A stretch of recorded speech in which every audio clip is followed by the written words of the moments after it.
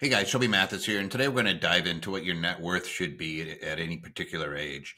There's tons of studies that have been done on this, and there's lots of content out there, but I almost didn't want to record this simply because I don't agree with the way that we do traditional net worth, which is to take all of your assets, subtract off your liabilities. So, for example, if you have a house worth $1 million and a retirement plan worth $100,000, and you have a mortgage, let's say of $200,000, you add up the house and that small retirement plan, so you're at 1.1 minus the 200,000, and we're going to be at $900,000, right? So you're looking at it going, yes, I'm close to being a millionaire, but you might be in really financial straits because you're having difficulty just maintaining the home, paying the taxes. It costs a lot of money to maintain $1 million house. You have the utilities and you have repairs and everything else, and you may really be struggling. So I tend to look at it a little bit differently. I say, what if I lost my income stream from my labor? So I say, like, what if I lost my job? Based off my expenses now, how long would it take to burn through all my stuff? Right? And I allow people to use what I call infinity sources of income, which is your rents coming in off of your investment properties, dividends coming in off your portfolio, royalties that you may have on intellectual property, or maybe you have some energy interest. I might have capital gains coming in off of doing covered calls on a portfolio that we'll use. So I like to use short-term capital gains from writing covered calls, renting out your stocks. And then I'll look at interest. And so I'll use those 5 things: rent, royalties, dividends, interest, and short-term capital gains. And I'll say, okay, well, use those. Can they pay for your expenses? And if no, then you're going to have a finite period of time that you can live. If those do, which those are completely unrelated to your efforts, income sources, I call them infinity income sources, then you never have to work again. So if those income sources come in, you're going to be fine. Otherwise, we have a finite number of days that we'd last. And some people are shocked to find out that it's a matter of weeks, not years, that they would be able to survive. And that's when the light bulb goes off. Now, the reason I say that is because when we look at traditional net worth, we're literally just taking our assets minus our liabilities. And those assets may not actually be assets. They may actually be liabilities, like a car, a boat, an RV. Those things cost money. The house that I live in costs money. And I know people are going to jump up and scream at me and say, it's my biggest asset. Assets put money in your pockets. Liabilities take money out of your pockets. It's a weird way of looking at it, but there's plenty of folks out there. I mean, Robert Kiyosaki's been saying this for years, since he wrote Rich Dad, Poor Dad. A house is a liability. In fact, even the SEC got into the act, the Securities and Exchange Commission, when you're qualifying as a accredited investor, they used to allow you to put your house into the mix. Now they don't. And that's ever since 2008 that we had this financial crisis. They eventually said, remove your house, because it's not really an asset. Like you shouldn't be selling your house to cover and pay off some of your debts, right? That's a bad situation, because when that happens in mass, 2008. Now, we have a ton of equity in house right now. As of today, we're looking at the average American has about $320,000 of equity in their house. This is crazy, right? If you own a house, you have $320,000 of equity, which boosts your net worth, right? About 200,000 of that is what we call tappable equity, meaning that you can get to it, you can borrow against it. Obviously, they don't do the 100% stuff much anymore. But anyway, getting way off target. I want to talk about at ages, and I'm going to share a screen so I can write this out so we can have some fun together. It's way more fun to write this stuff out and to go over it together, so that we can learn together, right? So I'm just going to write net worth, and that's assets, minus liabilities. Excuse my writing. And I'm going to write down 2 terms here. We're going to look at our median, and we're going to look at our average. And I'm going to say the median is the 50th percent. And the reason that I'm using this language instead of just saying average, like a lot of people, they go and say, I just want average. No, because you could have 99 people out of 100 with retirement accounts, and they may each have $10,000 in their account. And then the 100th person has $1 million, right? So when we add it all up, we're just under $2 million. The average is $20,000, right? Right around there, just under that, $19,900, I think, probably, to be exact. But only one person has more than $10,000 in their account. So I don't think it's fair to use average, because in the United States, the top 10% of people control 70% of the wealth. Numerous studies, and again, maybe my number's off by a couple percent, but it's a big chunk of the wealth is controlled by a very small percentage of the population, which skews the average. As a result, I think the median, that 50th percentile, who's the 50th person in my example, the median person would have $10,000. Well, 99 out of 100, that works. That one person is an anomaly, is an outlier. So we don't want to count that in our analysis. It skews the numbers when you are messing around with when you're doing averages. I'm going to give you both, but I want you to concentrate on the median.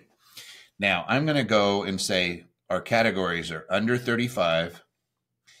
Let's say 35 to 44. Boy, I just suck today at writing. 45 to 54, 55 to 64, 65 to what we would say 74, and then 75 plus. Those are our categories. So that's what we're going to use, because that's what the data that we have available to us tells us. And then I'm going to go over a study that came out at the end of last year that talks about what it means to be wealthy and what people actually think they need. And we'll contrast it with these numbers. It's going to be a lot of fun. All right. First off, if you were under 35, why didn't I do 20 to 30? Because I already know what's going on between your 20 and 30. You probably just got out of college. You're getting rooked. You're paying your education loans. Hell, some of these people may be paying their education loans until they're 100, right? But it's really bad between 20 and 30. So I'm just going to use under 35. Plus, that's the best data that we have. And the median, this should make some of you guys feel better, is right around $39,000. I think it's like 39,040, right? But I'm just going to say 39,000. That's the net worth. All the assets minus the liabilities. Look, I didn't even close that. All right. Assets minus liabilities is your net worth. So, in some cases, the folks that might be 25, 24, they might have negative. You know what's funny is that when you're 18, you're probably at zero, right? So I used to have somebody, a wise trainer used to say, all right, remember when you got out of high school, how much debt did you have? And you're like, none. Great. Don't do any worse than that. Because a lot of times we'll take on a bunch of debt to do something. And their thing was always like, never go backwards. It's crazy. If you can be an engineer or doctor, go into debt. If it's basket weaving that you're going to school for, probably don't, right? So it's always going to be a financing. The old joke was that the English majors are subsidizing the engineers and the doctors. That's mean. It's horrible, right? But there is some truth to that. So don't go into debt unless it's going to pay off. But I know that's, again, everybody teach their own. I'm just going to say debt is like fire. It's fun to play with until it burns you. And I'd much rather not have that fire in my life. Leverage is something else when you have an asset that's paying for something that's leveraged. So like if you're buying a building or things like that, that's a little bit of a different animal. But like high interest debt, especially credit cards and things like that, there's a reason it's called MasterCard, because who's the servant? Raise your hand if you got it in your pocket. You're probably the servant. All right. So the median net worth under 35 is $39,000. What's the average? I just gave you guys this whole diatribe on how the average is going to be skewed, Freudian slip. But you could have somebody, like you have people that sell their companies when they're really young, or maybe they have a big inheritance, whatever. It's going to skew the average. And so the average is 183,000. I'm just going to use the actual number, 380. Woo. That's a lot. That's a big difference, right? See what I told you. The 50th is right there around 39. So half the people are going to be below that, half the people are going to be above it. But if you looked at the average, you're going to start feeling really bad. Oh man, I'm below average. Yeah, like most people are. Let's just be real. Because there's always somebody who's skewing the numbers, those little turds. So I'm just going to give you that. I'm not going to go over the median income and things like that at this time. I'm just going to focus on net worth. Maybe I'll do one on income, but at some point in the future. By the way, if you have comments on this, please put them down below. If you're under 35 and you're like, hey, this is nuts, I don't know anybody, talk to some of your friends. And if you can, we'll do the non-scientific study. Put down what you're seeing. Hey, this is what some of my friends are at. This is about what they're at. It'll be kind of fun. All right, median of 35 to 44. So now you got your job, you're starting your career. Maybe you've already started having kids, hopefully. And let's see where you're at. So your median net worth between when you're 35 to 44 is 135,300. What a significant in that 10 years, you're saving about $10,000 a year. Obviously with compounding interest, it's probably less than that. It compounds, but you've saved some money and you've built up your net worth, or maybe you're buying things that are appreciating, but the median's gone up considerably. But watch this. The average net worth, this is crazy, $548,070. Again, that's why I don't like using that average. It's going to, first off, it's going to make you depressed because, again, it's always a few people that are skewing those numbers. All right, what about between 45 and 54? What are we doing now? Are we starting to get some traction? Well, it's actually about the same increase. It's about $100,000, but $246,700. So you see a bit of a tick up, just, what is that, $111,000 over that 10 years. So you're seeing a pickup in that medium net worth. Okay, I get it. Is it keeping up with inflation? Yeah, I mean, I think that we're getting pretty close. That's about 7% a year, right? If we're being honest with each other, in order to double. So we're probably keeping up with inflation with this, just barely. And what about our average? Our average just went boom. And again, it's because people are skewing it. The people at the top are skewing that average and making it seem really bad. So if you just looked at averages, you're going to start to feel bad and you're going to say, oh man, I'm off. You're going to put pressure on yourself. And because you're putting pressure on yourself, you're going to make mistakes. Realistically, the best strategy to build net worth is to invest in assets consistently over time. There's not a timing mechanism, like you're not trying to take advantage of when the market pulls back or when things crash. It's called time in the market versus timing the market.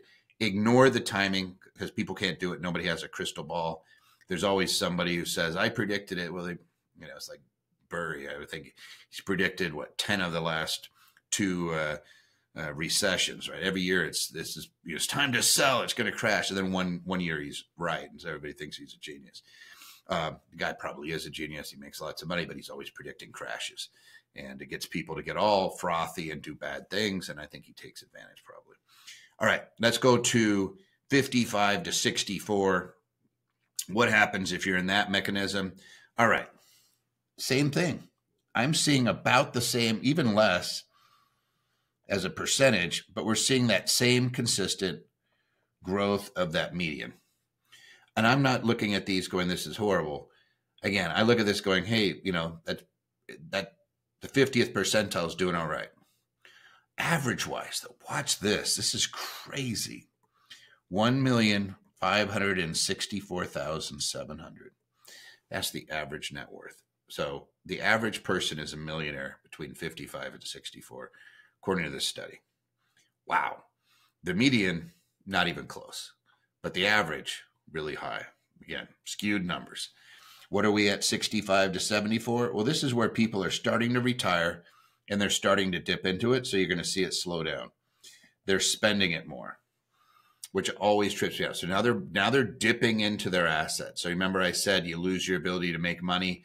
How long is it going to take you before you've gone through everything? It's a finite period of time. Now they're dipping in. I don't know where they peaked. They probably peaked right around 64, 65, and they're starting to eat into it. And we're going to see that number drop, both of these numbers, when they get over 75. But let's just take a look at this. On average, what are we at? We're at 1.78720. $1,780,720 is the average net worth when you're 65 to 74. That's, again, kind of bizarro when you're looking at it, saying the average person is close to $2 million bucks. But of course, you're spending this. So as you get older, especially when you get 75 and above, it's going to start to deplete it. Unless you followed somebody that wrote the book Infinity Investing, which, by the way, I did. And you can get that book absolutely free if you type in free book below. I'll send you a PDF version, an e-version that you can download. By the way, it was a gold medal winner. I don't want to pat myself on the back because I don't have an original idea. I just take my most successful clients, and we have tens of thousands all over the country that are real estate and stock investors. And I know who makes money because we do their taxes. We do about 10,000 tax returns here every year. I know who makes money and who doesn't, so I can just steal their really good ideas and say, here's what the people that make money year after year do. And I put it in a book. And that's what Infinity Investing is. It's those 5 income sources, the infinity income sources: rents, royalties, dividends, interest, and short-term capital gains from the of renting your stock out or selling covered calls. Both those concepts are discussed in the book. That's all it is. It's just replacing your expenses with those income sources so that you don't have to work to cover them. If you want to work, that's great. It's gravy, but you don't have to because your assets are paying for all your bills. And then you can live an infinite number of days without dipping into your net worth. That's why I look at this. When I see these numbers go down and they drop to 334,700, which means we dropped back in between when we were 55 to 64. We're somewhere in there. We went backwards. I don't like seeing that. And eventually, if somebody lives long enough, they're going to be down below their net worth of what they were, the median net worth of when they were 35, right? That's what we don't want. We don't want to see you going backwards ever. And both of these numbers go backwards. So the average American 75 and above is starting to use up more of their asset base to live, which means you have a finite amount of years you could live. And when I see 75, I think when you are 75, you still have a long life. You're probably going to live over 90 on average, right? The life expectancy of a 75-year-old is not, hey, the average, the life expectancy of an American is 76. It's not 1 year. No, it's actually significantly higher. And that's the issue, because these people are going to live a long time. And if they're dipping into their net worth and they're having to sell off their assets, then this is like having to sell your house because you can no longer afford to live in it. So if you remember, I gave you the example of somebody with a $100,000 brokerage portfolio and $1 million house. They're uncomfortable. There's only a finite number of years that they're going to be able to survive paying those property taxes, increased insurance premiums, repair the house, keep it in good repair. Eventually, they're probably going to be forced to sell that house. And then maybe they go live someplace else. Maybe they rent something. Maybe they buy a downsize. But whatever the case, it's not a comfortable situation. In fact, they can see the end of their money, and that stinks. So those are the numbers. So you can compare where you're at versus those numbers. But now, what does it really mean to be wealthy? Well, there was an interesting study. I'm going to stop sharing this just for a second. Interesting study Schwab did last year. They do it every year. And they talk about what does it mean to be wealthy. And they look at different generations and they ask them, and they do this questionnaire. Let me see if I have this floating around. Maybe I could probably just share it with you so you could actually see it. There we go. I'm just going to show you. So this was at the end of 2024. And what does it mean to be wealthy? And you could see the different groups of what it means. So when you start looking at the millennials, all Americans, boomers, Gen X, millennials, Gen Z, what does it mean? Each one of those things, what do they mean? Well, let's see. Gen X is, I know that's 1965 to 79. That's mine. Boomer, I think, is 46 to 64. So 1946 to 1964. Millennials, 1980 to 1994. Gen Z is 1995 to 2012. And I think that's where they stopped. We didn't ask Alpha because they're too young. That's 2013 to 2025. But here we have our what does it mean to be wealthy? What does it mean to be financially comfortable? All Americans said basically to be wealthy, it's 2.5 million.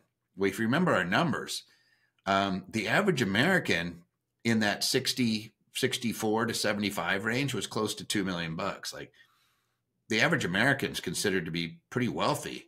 But this is the average net worth, right? This isn't the median. This is the average net worth. And they said, what does it mean to be financially comfortable? $778,000. So again, let me pull up my numbers from before. 778. Well, we never got there as far as the median anywhere. Gen Z says 406. And if you remember, when we were looking at the numbers, the average or the median, between 65 and 74 was 410,000. So it's right around there.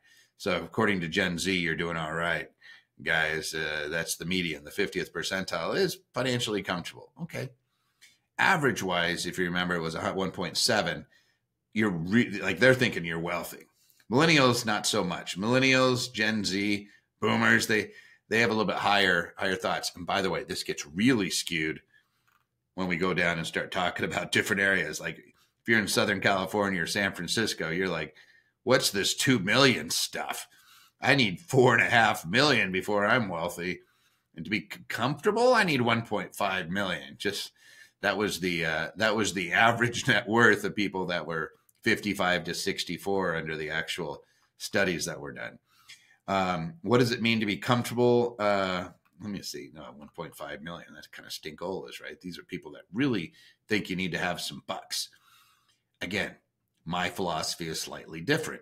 If you are buying income producing assets, I don't care what a rental property is worth. I don't care what I paid for it. All I care about is what it's producing. And I'm looking at that going like, I have rental houses that are producing.